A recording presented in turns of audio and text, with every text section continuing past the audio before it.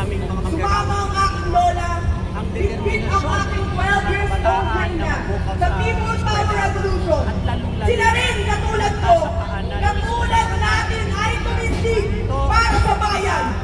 Inilaban nila ang dapat ilaban sa paniniwalang may pag-asang magbago ang ating kinabukasan. Nagnanakawan lang Ngunit, ng kasalukuyang 39 na Alam nyo, taon na ang lumipas.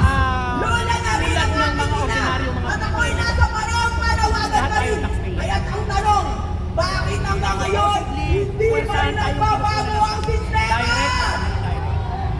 Ano ba ang role ng taxpayer? Hanggang kailan Para tayo gawing pondo, para mag-CBS? serbisyo, Hanggang kailan tayo magiging tahimik habang patuloy silang kumakapit sa kapangyarihan at pero pinagsasabot hindi na na ng tiwala ng mapagtatapos bayan? ng katotohanan ang karumal-dumal Presidente sa presidente, sa ilalim ng Amante kay Marcos, sumambulat. kailan mo balak So ang mangyayari ngayon, sa bawat sentimo na pinagnanakawan tayo, ang katumbas niyan, maraming mga kabataang Pilipino ang hindi makakapag.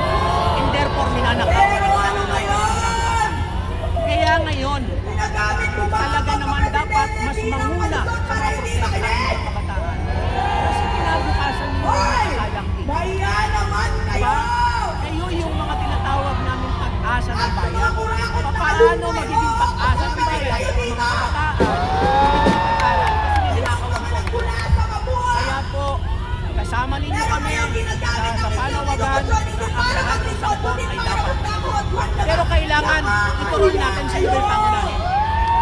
Involved sa nakawan ang mga private contractors, Ang laban ikulong na yan, ito isauli ay ang hindi kanilang lang laban. laban ng kabataan. Involved ang mga congressman, DPWH, mga senador, ikulong, ibalik yung kanilang ginagawa. Si Bongbong Marcos ang commander-in-chief. Huwag ka mag-ano, huwag ka magpanggap. Hindi ka malinis. Magnanakaw ka. Dahil may boses ang Pinalaki ka nga sa nakaw ng mga magulang mo. Kasi in the first place, bilang patunay dyan, sino ba ang gumagawa ng National Expenditure Program? No other than the economic class headed by the President. So kung nandun yung mga items na pwede lalo na itong unprofitable. Kaya po, huwag tayong tumigil. Ituloy natin ang mga protesta dahil ito ang tama. Hanggang sa mapanagot natin ang mga dapat managot. At syempre, kahigit sa lahat, itaas natin ang kanilang labanan. Baguhin ang gulo. Ang minakbayan NCR! Sa mga kabataan, para sa mga Grabe mga kasama! Sino dito? Pawis na pawis na! Well, congratulations! Kanina lang!